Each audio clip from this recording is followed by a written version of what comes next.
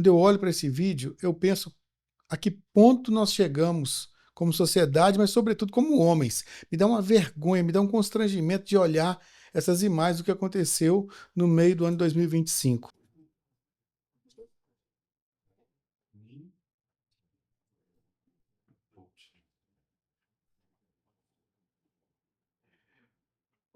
A covardia que esse vídeo nos mostra me deixa impressionado. Eu não consigo nem ver esse vídeo direito, porque quando eu olho para esse vídeo, eu penso a que ponto nós chegamos como sociedade, mas sobretudo como homens. Me dá uma vergonha, me dá um constrangimento de olhar essas imagens do que aconteceu no meio do ano 2025, quando um homem agride uma mulher com 60 socos, e um homem forte, uma mulher frágil, uma coisa impensável. E quando eu penso sobre isso, o que acontece ali, na hora que aquele elevador fechou aquelas portas, na hora que aquele ambiente ficou só aquele homem e aquela mulher, o tamanho da covardia que ele fez. A Bíblia fala sobre um episódio de Lameque. Não sei se você sabe quem é Lameque. Gênesis, no capítulo 3, versículo 17, fala quem ele é. Então Caim coabitou com a sua mulher, ele engravidou e deu à luz a Enoque. Depois Caim fundou uma cidade, a qual deu o nome do seu filho Enoque. Enoque foi pai de Irade, que foi pai de Meujael, que foi pai de Metusael, que foi pai de Lameque. Ou seja, ele é um descendente de Caim. E veja o que fala no versículo 23. Então Lameque vangloriou-se diante de suas esposas, Ada e Zilá. Ouve-me, vós, mulheres de Lameque, escutai o que passo a declarar-vos. Matei um homem por causa de ferimentos que me causara, e uma criança porque me ofendeu. Ora, se Caim é vingado 7 vezes, Lameque pode ser 70 vezes 7. Esse descendente de Caim, aqui, de acordo com a versão King James da Bíblia, diz para nós que ele chega para suas duas esposas. E aqui eu quero dizer uma coisa para você. De cara nós vemos, ele é o primeiro polígamo declarado na Bíblia. Ah, pastor, mas na Bíblia tem um monte de homens com mais de uma mulher. Deus não fez duas esposas para Adão. Ele não fez duas esposas para cada homem. Ele fez uma mulher. E esse aqui é o primeiro cara que já tem essa relação de duas mulheres aqui, um polígamo. E o fato dele ser um polígamo já é uma atitude de desrespeito com a mulher. E agora o texto diz que ele chama essas duas mulheres e ele diz assim: esposas, ouve-me.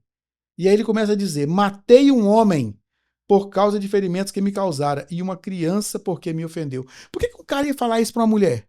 Para que um cara ia falar para as esposas dele que ele matou um homem e uma criança? Ele estava intimidando essas mulheres. Ele era um intimidador, ele era um abusador. Como esse cara desse vídeo aqui. Ele, na hora que a porta fechou dentro de casa, ele estava abusando daquelas mulheres. O primeiro abuso que você percebe aqui é um abuso verbal.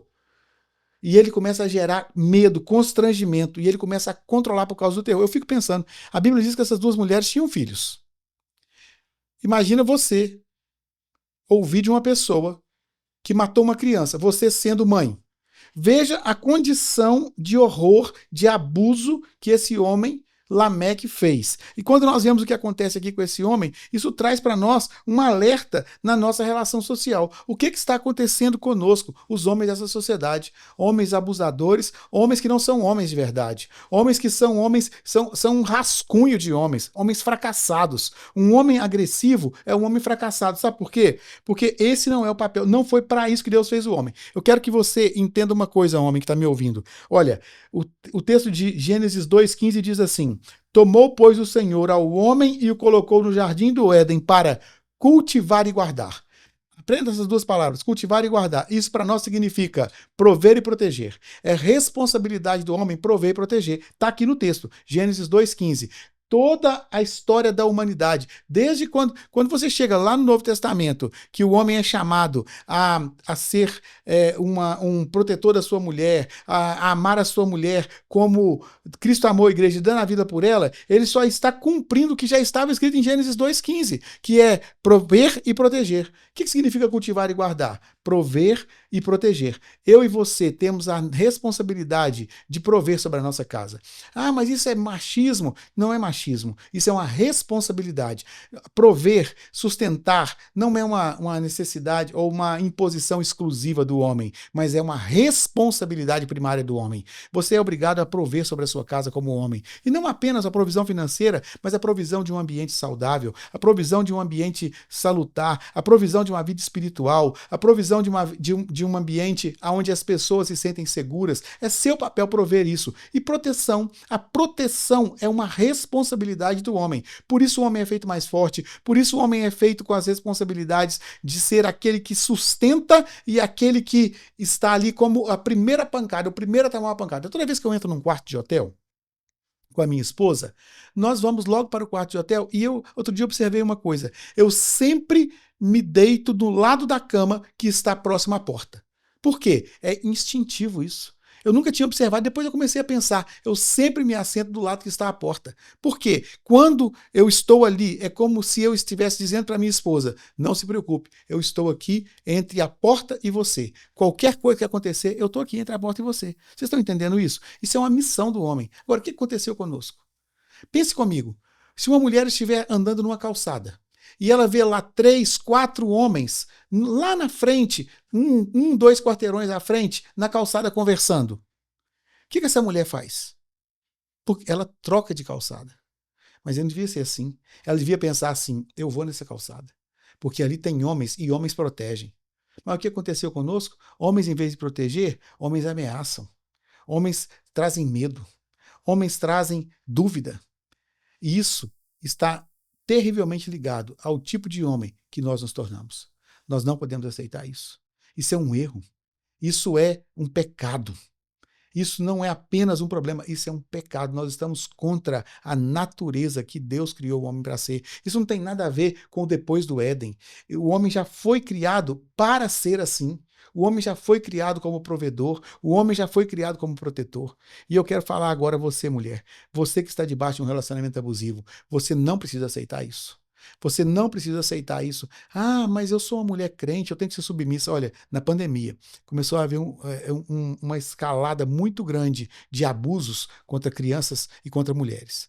E esses abusos, a maioria das vezes, acontecia dentro de casa. Por quê? Quando a pandemia trouxe as pessoas para dentro de casa, a escalada dessa situação de abuso, ela aumentou porque as casas ficaram mais povoadas e os abusadores estavam dentro de casa.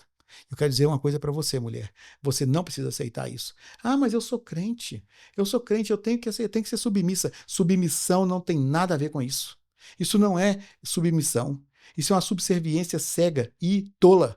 Você não precisa aceitar esse tipo de relacionamento. Sabe por quê? Sub não é inferior, sub não é de baixo. Claro que é, não é. Sub significa estar dentro. O submarino não está debaixo da água, ele está dentro da água. O subterrâneo não está debaixo da terra, está dentro da terra. E a submissão é estar dentro da missão, é estar junto no propósito, é estar junto na jornada, é vocês serem uma só carne, vocês caminharem juntos e não com esse tipo de relacionamento abusivo.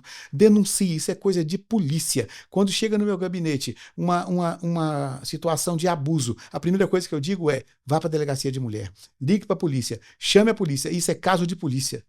E você, pastor, eu quero chamar a sua atenção para uma coisa. Há uma pesquisa também do período da pandemia, e ela tem sido repetida a cada ano, que mulheres evangélicas aceitam mais relacionamentos abusivos do que a média geral no Brasil. Por quê? Por causa de um ensino distorcido sobre que a mulher tem que aguentar aquilo, porque ela tem que orar para o marido mudar, que a mulher tem que suportar para o marido converter, que a mulher tem que aguentar porque ela... Isso não é verdade.